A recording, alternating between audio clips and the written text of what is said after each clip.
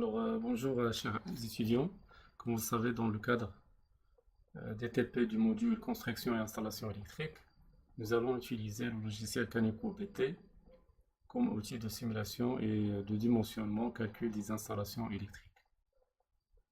Je vais commencer tout d'abord par présenter le logiciel, présenter l'interface et, par la suite nous allons passer à...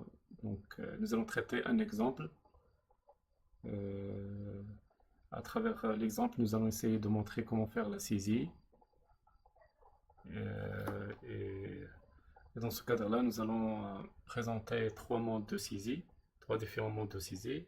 Ensuite, après avoir réalisé le schéma, et après avoir saisi les différentes caractéristiques, les caractéristiques qui sont connues, par la suite, nous allons procéder à l'ajustement des puissances et de la source et des tableaux. Donc nous allons utiliser l'outil bilan de puissance. Aussi, nous allons essayer d'effectuer l'équilibrage des phases, puisque dans l'exemple, nous allons traiter des récepteurs de type monophasé. Et vers la fin, nous allons procéder à des vérifications. Nous allons vérifier tout d'abord les chiffres de tension au niveau de chaque récepteur. Nous allons vérifier la sélectivité entre les disjoncteurs et dispositifs de protection. Et nous allons vérifier la coordination entre les protections et les câbles. Alors, nous allons commencer par la présentation de l'interface. Tout d'abord, nous allons ouvrir un nouveau document. Vous pouvez faire cela soit en utilisant le menu fichier.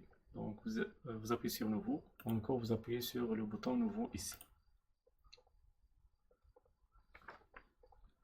Donc, vous allez avoir une première fenêtre qui va s'afficher. C'est la fenêtre Fichier constructeur qui va afficher les différents fichiers de catalogue qui vont être des références pour Canico et aussi pour l'utilisateur pour dimensionner, choisir les différents matériels qui vont être utilisés dans l'installation. Et là, vous avez la liste des catégories de matériel. Vous avez les disjoncteurs, associations de protection, les fusibles, câbles, etc.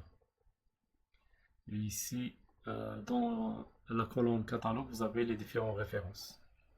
Là, vous avez une première proposition de Canico. Il vous propose d'utiliser ces fichiers-là. Mais vous avez bien sûr la possibilité de changer ces fichiers, soit maintenant, soit après, donc lorsque vous serez en train de saisir votre schéma. Et, il suffit de venir ici, par exemple pour les disjoncteurs, par exemple l'usage général. Là, il propose l'utilisation du catalogue Schneider électrique version 2009. Vous avez la possibilité de changer ça.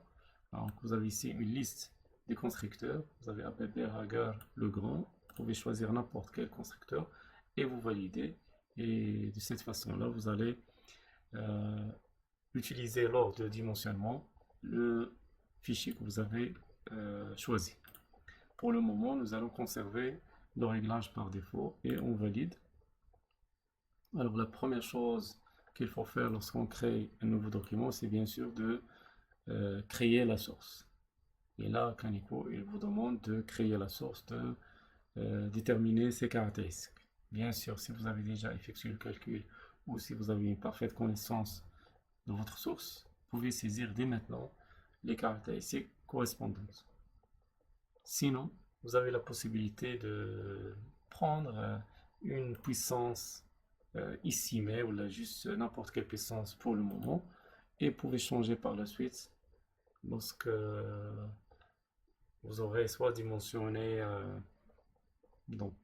correctement la source, soit vous pouvez utiliser par la suite la commande bilan de puissance pour pouvoir déterminer exactement la puissance adaptée à la demande ou à la consommation. Donc je vais prendre n'importe quelle puissance et la présentation de cette fenêtre là qui permet de définir la source. Donc nous allons le faire par la suite lorsque nous allons traiter l'exemple. Alors je valide. Ici, Canico vous demande est-ce que vous voulez qu'il fasse le calcul maintenant ou non. Donc nous allons choisir non, puisqu'on n'a pas encore défini notre source. Et là, une fenêtre qui va s'afficher, qui va vous demander si bien sûr,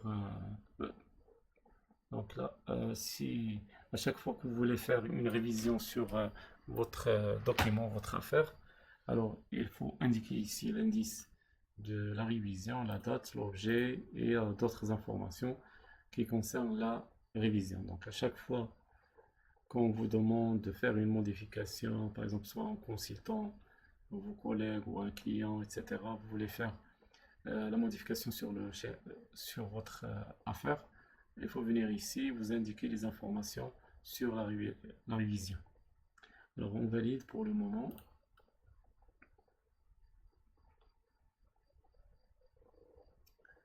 Et maintenant, vous avez l'interface de Kaneko qui s'affiche. Donc, le premier élément de votre installation qui est créé, c'est la source. Elle est créée ici. Vous pouvez le voir ici.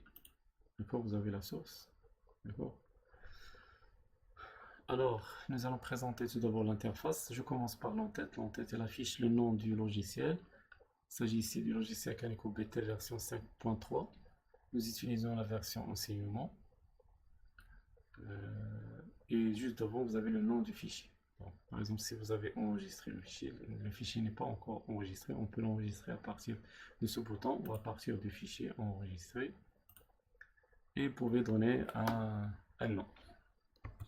Exemple.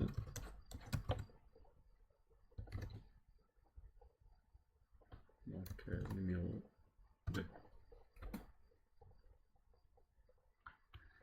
Là, cette fenêtre-là, vous avez la possibilité d'introduire plusieurs informations qui vont être donc enregistrées dans votre dossier. Vous pouvez bien sûr les imprimer par la suite pour qu'ils puissent apparaître dans le dossier de l'affaire. Vous avez ici des informations généralités, des informations sur le client, d'accord, des informations sur le bureau d'études, donc la société qui a effectué l'étude, etc. D'accord. Donc là, je valide. Alors, ensuite, juste en dessous de l'entête, vous avez le menu, donc la barre de menu, vous avez les menus suivants, fichier édition, affichage, source, distribution, circuit, outils et fenêtres, et bien sûr l'aide. Puis en dessous, vous avez la barre d'outils, donc qui est constituée d'un ensemble de boîtes à outils. Donc bouton droit ici, dans cette zone-là, bouton droit. Alors là, vous avez la liste des boîtes à outils. D'accord. Ensuite, ici au centre, vous avez l'écran central, c'est la zone de travail. C'est ici que va s'afficher la représentation de votre installation. Donc, vous allez voir par la suite qu'il y a différentes façons pour représenter l'installation. Donc, la représentation la plus, donc disons, qui représente le schéma électrique, c'est la représentation unifilaire générale, qui donne une vue générale de l'installation. Ici à droite, vous avez l'arbre de l'affaire. Donc il vous donne ici la liste des tableaux qui sont créés dans le schéma. Comme vous savez, une installation électrique est souvent réalisée suivant plusieurs niveaux. D'accord. Soit pour améliorer la continuité de service, donc faciliter la mise en place d'une bonne stratégie de protection, d'accord, soit parce que les récepteurs ils sont répartis de manière géographique et donc on va rassembler les récepteurs donc, qui sont proches donc géographiquement dans un tableau. Donc on peut rassembler des charges qui ont des natures similaires dans un tableau, etc. D'accord. En général, vous allez avoir plusieurs niveaux, au moins 3 niveaux. Donc les niveaux, tableau général basse tension. Ensuite, vous allez avoir des tableaux de distribution et finalement, vous allez avoir les circuits terminaux. Au-dessus de la zone de travail, donc vous avez ici un ensemble de boutons zone de texte, d'accord, qui permettent donc plusieurs fonctionnalités. Alors par exemple ici, ça permet de faire des zooms sur votre schéma, d'accord. Ensuite ici, ici dans cette zone de liste, vous allez avoir la liste des tableaux qui sont réalisés dans le schéma. Et cette liste-là, il va permettre un accès en sélectionnant le tableau. Vous pouvez accéder au tableau sélectionné pour y apporter des modifications. Ici, là, cette commande-là, elle vous permet d'ajouter des circuits à votre installation. D'accord? Et nous allons revenir sur ça plus tard. Ici, sur la zone droite, donc vous avez ici une fenêtre résultat dans laquelle va s'afficher les résultats de calcul du circuit actif. En bas, vous avez une fenêtre dans laquelle va s'afficher le rapport de calcul. À chaque fois que vous lancez le calcul, donc il va s'afficher ici un rapport de calcul.